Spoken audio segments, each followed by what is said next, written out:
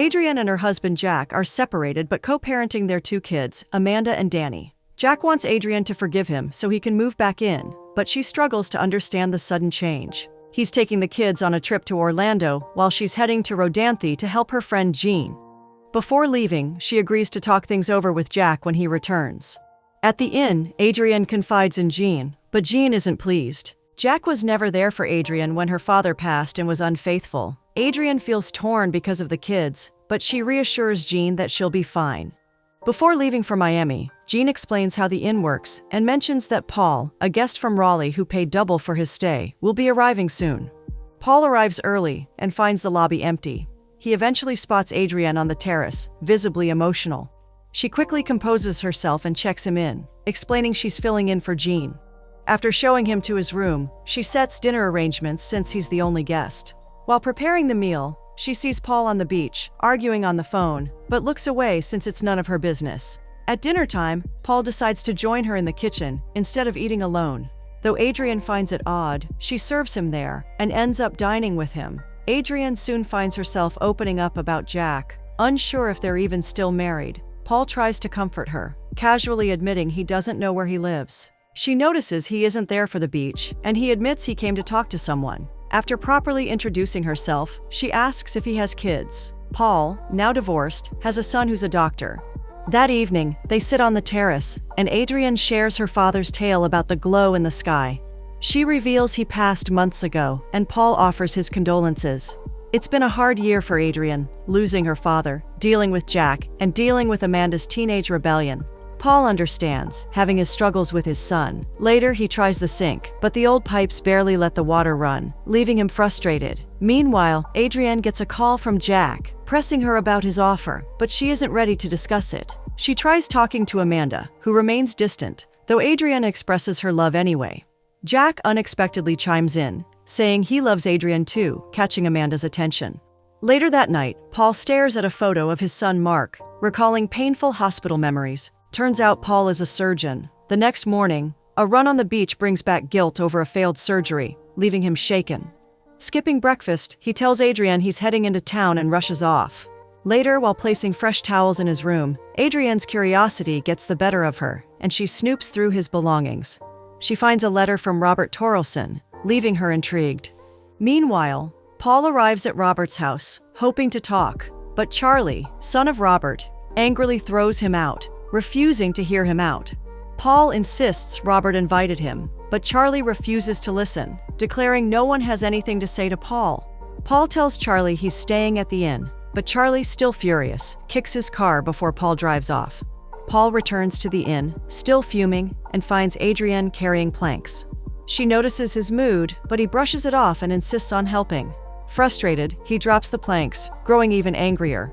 Adrienne offers to take over, but he refuses. With no choice, she tells him she's heading into town for supplies and drives off. At the store, the owner, Dot, is happy to see Adrienne after so long. Curious about the Torelsons, Adrienne asks, and Dot explains that only Robert and Charlie are left, since his wife Jill has passed away. The family spent everything on a surgery with a famous Raleigh doctor, but it ended in tragedy. Back at the inn, Adrienne learns Paul plans to leave early and wonders if it's because of the Torelsons, mentioning how fast news spreads in the small town. This only angers Paul, who demands to know what she's heard. Adrienne stays silent and heads to the kitchen to prepare dinner, frustrating Paul. Eventually, he calms down and tells her the truth. Jill had a hemangioma on her cheek, a condition he had successfully treated so many times in the past, but her surgery failed, and she passed away. Robert filed a lawsuit against him, but later sent a letter asking to talk, which is why Paul came to Rodanthe. Adrienne sympathizes, sensing how painful it must have been to be blamed for Jill's death. Paul offers to leave if his presence bothers her, but she doesn't seem affected and instead mentions dinner. Later, on the beach, she updates Jean over the phone, who playfully teases her about Paul, making Adrienne laugh. During dinner, she shares pictures of Amanda and Dan, telling Paul about them. When she asks about his son, he reveals Mark runs a clinic in Ecuador, but they're estranged and haven't spoken in a year. Mark was there when Jill passed and was upset that Paul had a nurse deliver the news instead of doing it himself. Paul argues he had other surgeries, and it wouldn't have changed the outcome, but the decision drove a wedge between them. Still, he plans to visit Mark soon. To lighten the mood, Adrienne takes Paul upstairs to a room filled with artifacts from Jean's great-grandmother. He notices a painting of Adrienne as a teenager, and she shows him one with Amanda and Jean. Spotting a small wooden box, he learns she made it herself, a craft she picked up from local women for safekeeping special things. When he asks what she'd keep in hers, she mentions her children, Jean, and memories of her father. Paul wonders who keeps her safe since she didn't mention herself.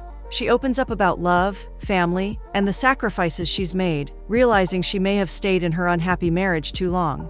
Paul gently suggests she shouldn't anymore, but before she can respond, Amanda calls, and he steps away to give her privacy. It seems Jack has told Amanda about moving back, which angers Adrienne. Amanda insists she should give him a chance since she promised, accusing her of being selfish. Confused, Adrienne asks to speak to Jack and furiously calls him out for involving the kids in a conversation they haven't even had, reminding him he left for 7 months. Downstairs, Paul asks if she's okay, but Adrienne, too angry to talk, puts on music instead. She starts dancing, letting go of her frustration, and Paul watches with a smile.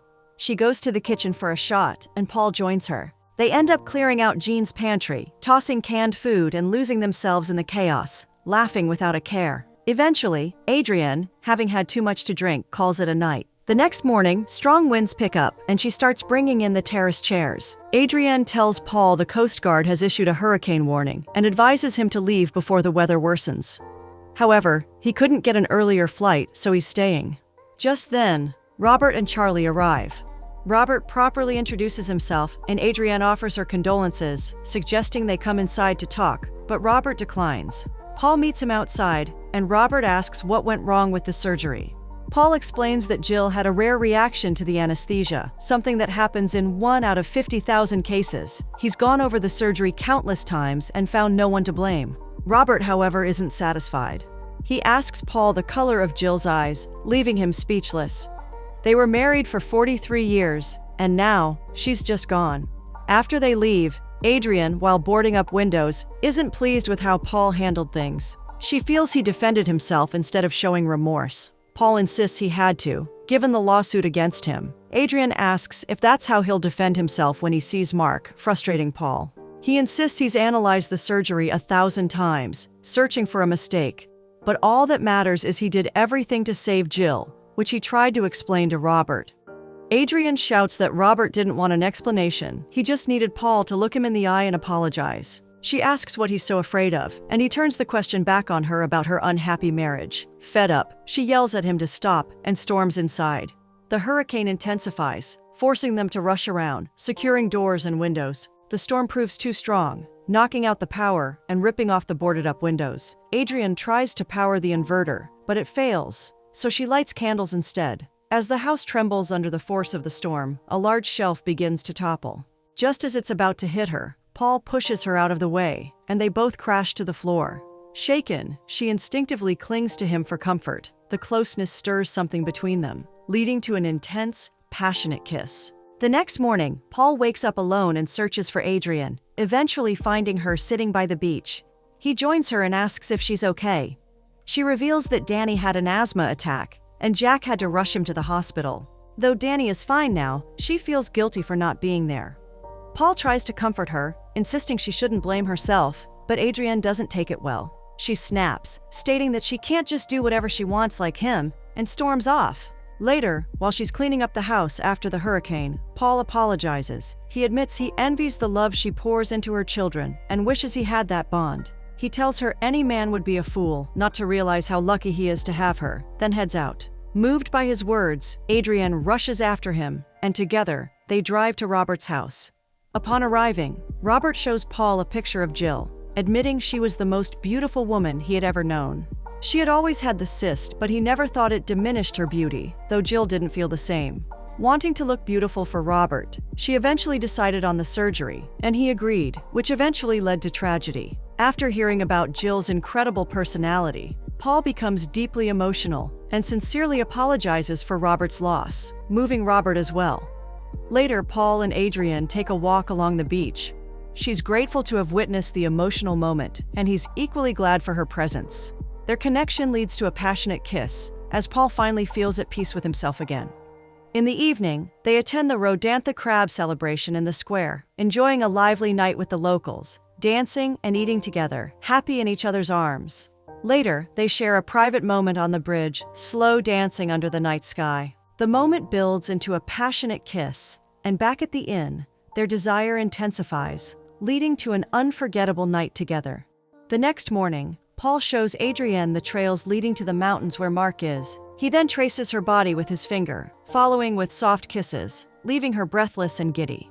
Paul admits he doesn't know how long he'll stay with Mark, but Adrienne doesn't mind. She urges him to stay as long as needed to mend their relationship. Afterward, she walks him to his car, and he gives her one last kiss before driving off. But missing her already, he stops, runs back, and pulls her into a passionate kiss before finally leaving. Back home, Adrienne decides to end things with Jack for good, but Amanda isn't happy. She tries to reassure her that Jack will always be their father and she'll always be there. But Amanda, overwhelmed, storms off, refusing to acknowledge her. Over the coming months, Paul and Adrienne exchange letters, sharing their journeys and deepening their love. Paul mends his relationship with Mark, and Amanda slowly starts to come around. Adrienne rediscovers her purpose and takes up woodworking again. On the day of Paul's arrival, she eagerly prepares, thrilled to reunite with the love of her life after months apart. But Paul never shows up, leaving her devastated. She calls the airline for information, but gets no answers, sinking further into sadness. The next day, Mark arrives with heartbreaking news. Paul is gone. Adrienne is shattered, refusing to believe it. Apparently, a storm caused parts of the mountain to collapse, and Paul was crushed inside the house while retrieving medical instruments. Mark is equally devastated and regrets losing Paul, just as they were reconnecting. Through tears, he tells Adrienne she changed and saved Paul. But with unbearable pain, she whispers that they saved each other. After Mark leaves, Adrienne goes through the box of Paul's belongings and breaks down in pain, reading his unsent letter about their future as a family. She falls into deep grief for days, leaving Amanda to care for Danny. Eventually, Amanda apologizes for how she treated her, tearfully admitting she now understands how Jack hurt her. She insists she's old enough to know the truth, and Adrienne finally opens up about her love for Paul.